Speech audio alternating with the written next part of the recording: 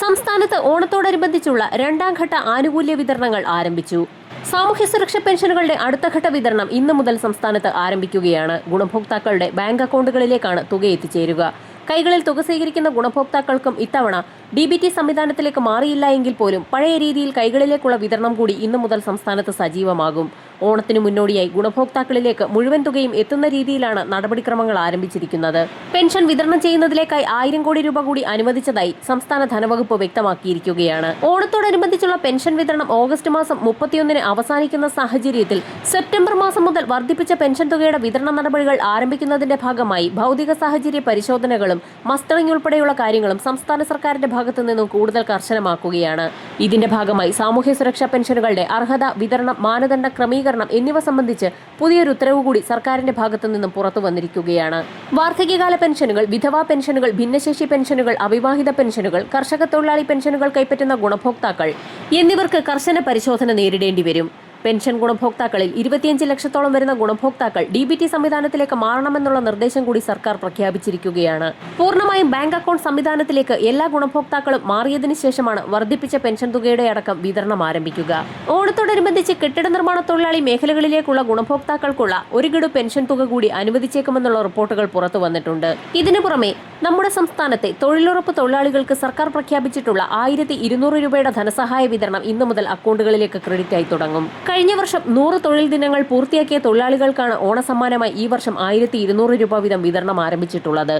ഇതോടൊപ്പം തന്നെ ഹരിതകർമ്മ സേനാംഗങ്ങൾക്ക് പ്രഖ്യാപിച്ചിട്ടുള്ള 1500 രൂപയുടെ പ്രത്യേക ധനസഹായം കൂടി ഇന്നു മുതൽ സംസ്ഥാനത്ത് വിതരണം സജീവമാക്കും. സാമൂഹ്യ സുരക്ഷാ പെൻഷന് പുറമെ വിവിധ മേഖലകളിലേക്കുള്ള ആനുകൂല്യങ്ങൾ സർക്കാർ പ്രഖ്യാപിച്ചിരിക്കുകയാണ്. ആശ്വാസകിരണം പദ്ധതി പ്രകാരം ഗുണഭോക്താക്കൾക്ക് 600 രൂപ ലഭിച്ചുകൊണ്ടിരുന്നത് 1000 രൂപയാക്കി വർദ്ധിപ്പിച്ചിട്ടുണ്ട്. ആരോഗ്യകിരണം പദ്ധതിയിലെ സാധ്യത തീർക്കാൻ 200 കോടി രൂപ അനുവദിച്ചു. ആശാപ്രവർത്തകർക്ക് 1450 രൂപ ബോണസ് അനുവദിച്ചിട്ടുണ്ട്. സപ്ലൈകോയ്ക്ക് 53 കോടി രൂപ മുൻകൂർ അടിസ്ഥാനത്തിൽ അനുവദിച്ചു. തൊഴിലുറപ്പ് തൊഴിലാളികൾക്ക് 1200 രൂപ വീതം പ്രഖ്യാപിച്ചു. ഓണക്കിറ്റ് വിതരണത്തിൽ പോരായ്മകളില്ല എന്നും സൗജന്യ കിറ്റ് വിതരണം പുരോഗമിക്കുന്നുണ്ടെന്നും മുഖ്യമന്ത്രി VD സതീശൻ വ്യക്തമാക്കി. 75,875 കാർഡ് ഉടമകൾ ഇതിനോടകം ഓണക്കിറ്റ് കൈപ്പറ്റിയെന്നും അദ്ദേഹം വ്യക്തമാക്കി. തൊഴിലുറപ്പ് തൊഴിലാളികൾക്ക് 100 തൊഴിൽ ദിനങ്ങൾ പൂർത്തിയാക്കിയ 3.68 ലക്ഷം കുടുംബങ്ങൾക്ക് 1200 രൂപ വീതം ഉത്സവബത്ത നൽകാൻ 44 കോടി രൂപയും അയ്യങ്കാളി നഗര തൊഴിലുറപ്പുകാർക്ക് 1200 രൂപ നൽകാൻ 85 ലക്ഷം രൂപയുമാണ് അനുവദിച്ചിരിക്കുന്നത്. സംസ്ഥാനത്തെ LPG വിതരണ ഏജൻസികളിലെ ജീവനക്കാർക്ക് 2025-26 വർഷത്തെ ബോണസ് എക്സ്ഗ്രേഷ്യയായി 17,850 രൂപ നൽകാൻ ധാരണയായി. ഓണത്തിന് സംസ്ഥാനത്തെ സർവീസ് പെൻഷൻകാർക്ക് സർക്കാർ 1250 രൂപ ഉത്സവബത്ത അനുവദിച്ചു. പങ്കാളിത്ത പെൻഷൻ പദ്ധതിയിൽ വിരമിച്ച പെൻഷൻകാർക്കും തുക ലഭിക്കും. സർക്കാർ ജീവനക്കാർക്കും അധ്യാപകർക്കും 4500 രൂപ ബോണസ് അനുവദിച്ചിരിക്കുകയാണ്. ബോണസിന് അർഹതയില്ലാത്ത ജീവനക്കാർക്ക് പ്രത്യേക ഉത്സവബത്തയായി 3000 രൂപ നൽകും. അതേസമയം സംസ്ഥാനത്തെ എല്ലാ സർക്കാർ ജീവനക്കാർക്കും 20,000 രൂപ അഡ്വാൻസും അനുവദിച്ചിട്ടുണ്ട്. പാർട്ട് ടൈം കണ്ടിൻജന്റ് ഉൾപ്പെടെയുള്ള മറ്റ് ജീവനക്കാർക്ക് 6000 രൂപ അഡ്വാൻസും ലഭിക്കും. പുതിയ സർക്കാർ അധികാരത്തിലെത്തിയതിനു ശേഷമുള്ള പ്രവാസി ക്ഷേമനിധി ബോർഡുകൾ വഴിയുള്ള പെൻഷൻ വിതരണം 1 മാസത്തേത് മാത്രം ആരംഭിച്ചിട്ടുണ്ടായിരുന്നു.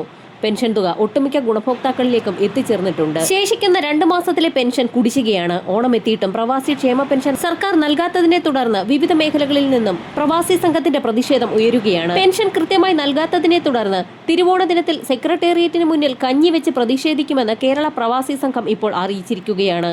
3 മാസത്തെ പ്രവാസി പെൻഷനാണ് UDF സർക്കാർ കുടിശ്ശിക വരുത്തിയിരിക്കുന്നത്. അടിയന്തരമായി പെൻഷൻ അനുവദിച്ചില്ല എങ്കിൽ സർക്കാരിനെതിരെ പ്രതിഷേധം കടുപ്പിക്കാനാണ് സംഘടനയുടെ തീരുമാനം. ഓണത്തോടനുബന്ധിച്ച് 1 ഗഡു പെൻഷൻ തുകയെങ്കിലും സംസ്ഥാന സർക്കാരിന്റെ ഭാഗത്തു നിന്നും അനുവദിച്ചേക്കുമെന്നുള്ള റിപ്പോർട്ടുകളാണ് ഇപ്പോൾ പുറത്തു വന്നിരിക്കുന്നത്. കൂടുതൽ മേഖലകളിലേക്കുള്ള ആനുകൂല്യങ്ങൾ ഉടൻ പ്രഖ്യാപിക്കും. വരും മണിക്കൂറുകളിലെ സർക്കാർ അറിയിപ്പുകൾക്കായി ചാനൽ സബ്സ്ക്രൈബ് ചെയ്യാൻ മറക്കാതിരിക്കുക.